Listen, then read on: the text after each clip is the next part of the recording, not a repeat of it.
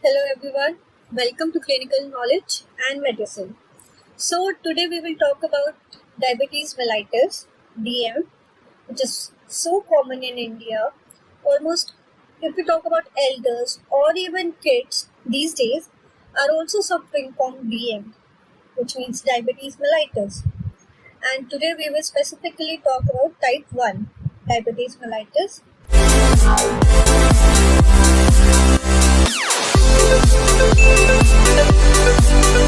So in this type 1, the symptomatic patient or a person will represent with these symptoms, which are polyuria, means increased urine, polydipsia, thirst will be increased, polyphagia, food hunger will be increased, and still, regardless of eating more in more amount, but still this patient will have weight loss. So after this was about the symptomatic person in whom the symptoms have been started. But if we talk about a healthy individual who has no symptoms, no polyuria, no polydipsia, no polyphagia, not even weight loss. So in that patient, there might be a family history. Well, type 1 diabetes mellitus have a family history rate. It can be there or not, but yes, family history is seen in type 1 diabetes mellitus. So if an asymptomatic patient or a person comes to the OPD or clinic and he might need a normal regular checkup of blood, so then we might check the DM by doing blood sugar levels. So the patient in this asymptomatic case is totally normal, but his blood sugar count is coming up to 200, 250, which he is unaware about. And regardless of the blood sugar, the other test which can be also done is HbA1c. So in HbA1c, the normal value of this is less than 5.6%. And now if we talk about impaired glucose tolerance, the value of HbA1c will be 5.7 to 6.4% in impaired glucose tolerance. And if we have to confirm the diabetes mellitus, the HbA1c value will be less than 6.5%. So, in asymptomatic patient, we can do HbA1c also if we insist, but in a normal fasting blood sugar level can be more than 126, which will be the significant value for diabetes mellitus. Now, investigation of choice for diabetes mellitus is definitely HbA1c.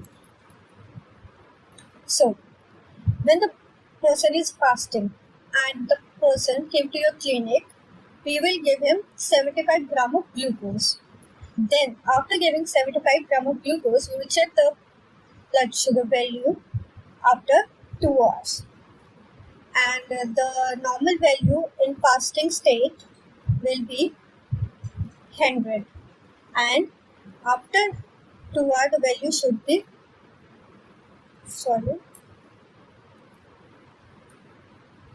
the value should be less than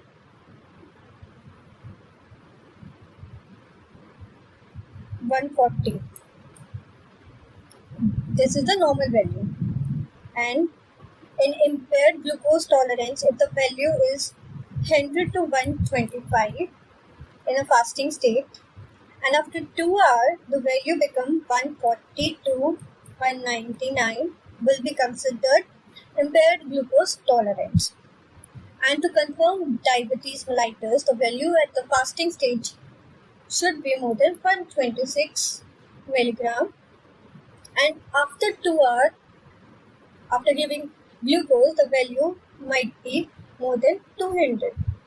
So this is the significant fasting blood sugar value to define diabetes mellitus. And fasting blood sugar can be done on a small setup or a small clinic where you cannot do the HbA1c test, which is a gold standard test. But if regardless you cannot do this test, so blood sugar value can be measured for confirmation. So now we have confirmed the patient is suffering from diabetes mellitus. So in this patient there might be further complications seen, which are microvascular complications. It can be diabetic neuropathy, in which there might be silent MI with diabetes, and it can lead to sudden cardiac death. Then after neuropathy, there can be diabetic retinopathy, and in retinopathy, the patient might have blindness, and the incidence normally is less, but with diabetes, the blindness incidence will increase 25 times more. So after retinopathy, there can be diabetic nephropathy also there, and in this most common cause will be chronic kidney disease, and in this hemodialysis patient also there can be diabetes mellitus seen. And how can we control this microvascular complications? To control this, we have to control the HbA1c value. Okay, after microvascular, we will talk about macrovascular complications. In this, there might be peripheral artery disease. The risk of gangrene will increase 100 times due to the presence of diabetes. And then second, it can be coronary artery disease. The risk of angina will increase 5% due to the diabetes in this patient. And now how can we control the macrovascular complications? Specifically for macrovascular complications, we have to reduce the blood pressure. Strict BP control can control these complications. Now, we all know diabetes mellitus means insulinopenia, insulin deficiency. So now today we will talk about the physiology, basically how this insulin levels are decreased in diabetes mellitus. So, there is a fed state, and in a fed state, when a person is completely full, like he just had his own meal, and after 1 or 2 hours, the body mechanism will start producing insulin. How? The food enriched with nutrients will reach our GIT from the mouth, and these nutrients will have glucose, carbohydrates, fat, etc. So this is our, let's say, pancreas, and in the pancreas there are beta cells present. So further I'll make this beta cell I have made here just for a proper representation. So after GI absorption of the food, near small intestine there is a receptor which is incretin. Now this incretin hormone, you can say hormone whatever you like, basically it is a hormone, incretins. These incretins will stimulate the level of glucose, and with the help of increased glucose levels and with the help of incretin, there will be production of insulin.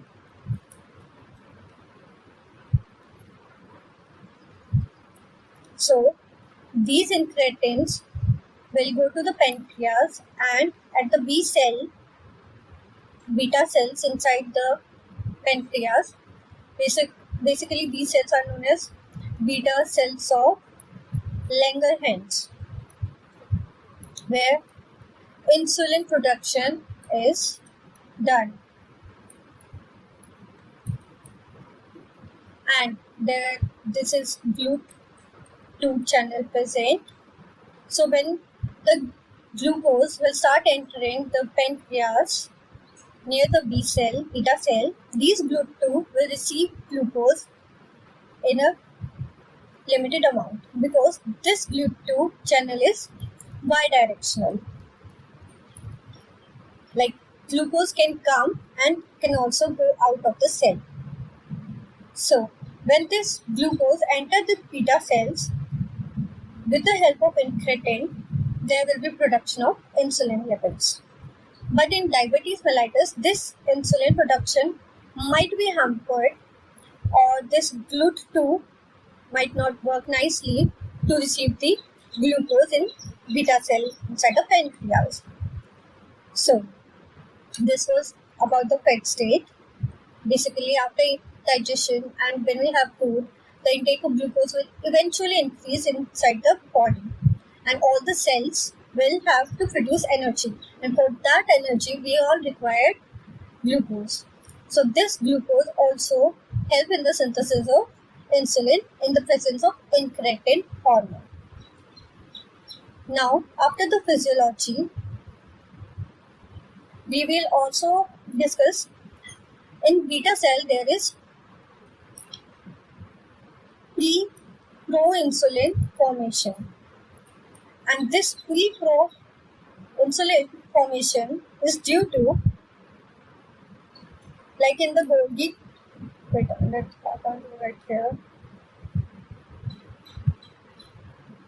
synthesis of insulin. Let's discuss nicely. In the Golgi complex, with the help of messenger RNA, which will convert into mature RNA, then the insulin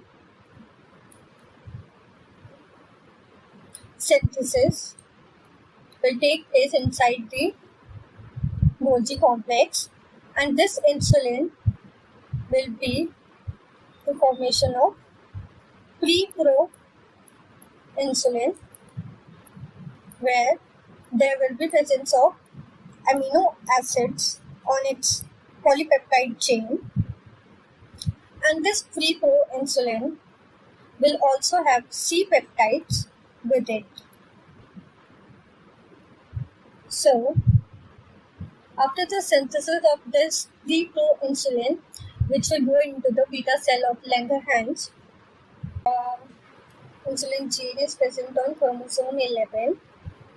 So causes of diabetes mellitus is the most common causes: autoimmune destruction of beta cells.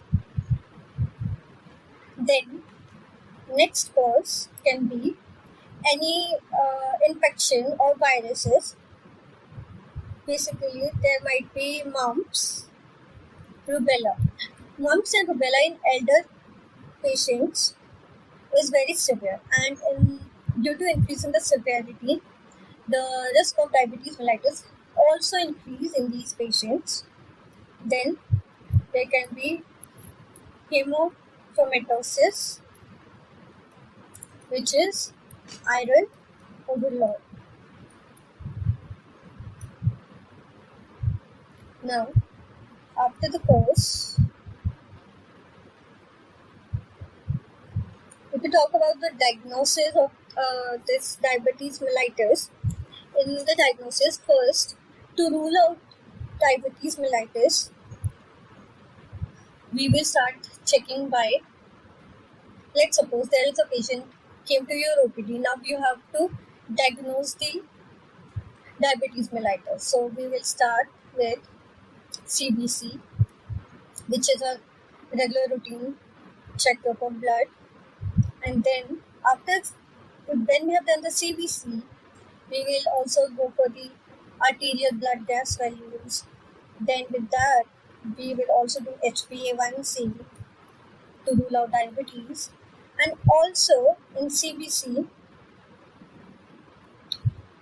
beta hydroxy butyrate value in plasma will also be done simultaneously. Then in ABG, we will check the pH value, PCO2 value, and HCO3 value also, just to say if there is no other complications with diabetes. There can be DKA also, diabetes ketoacidosis, which has a sudden onset, and according to you, the patient might be suffering from diabetes mellitus, but he is coming with diabetes ketoacidosis with you. So you have to keep in mind that the person can come with DKA himself rather with diabetes mellitus. So then we have to rule out these. Metabolic acidosis also, if it's present or not. So ABG will also be done. Then blood sugar levels will be checked. Then vitals will be also taken. And after ruling out, when we will get the blood sugar value, HbA1c and beta oxybutyrate value in plasma, we will be like pretty sure, yes, this patient has came with the diabetes mellitus in this clinic, and now we have to manage the patient further. So even if it's with DKA, the management will be like for the treatment. Obviously, in diabetes, there is an insulin deficiency. The first treatment of choice will be insulin drip, and normal saline will also be given simultaneously, so that if the patient is having any electrolyte imbalance or metabolic acidosis, we have to give him a drip. Now, this is a immediate action which we might take in our emergency department, or let's say in ICU, if the patient has came with diabetes ketoacidosis.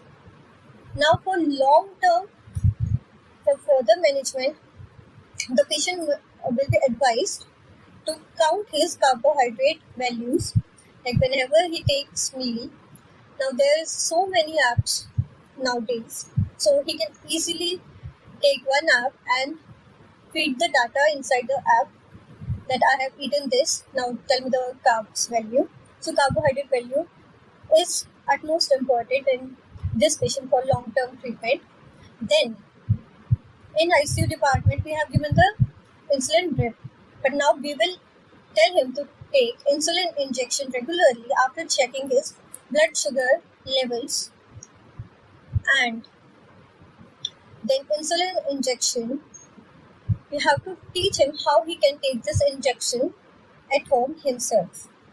Then for painless insulin administration, there are pens, insulin pens, and there will be no pain, and this insulin pen can be used by a patient himself. He will not be needing any assistance for taking insulin. So after the treatment, where he can administer these injections, the site of administration of injections, most common site is anterior abdominal wall. Second most common site is anterolateral aspect of arm or thigh. Then third site can be buttocks. But the most common site is our anterior abdominal wall. And for the proper site, so where exactly the site is, suppose this is the human and this is his umbilicus. So from umbilicus 2 centimeter will be margin made. I take the 2 centimeter distance and make a circle over this 2 centimeter distance from the umbilicus.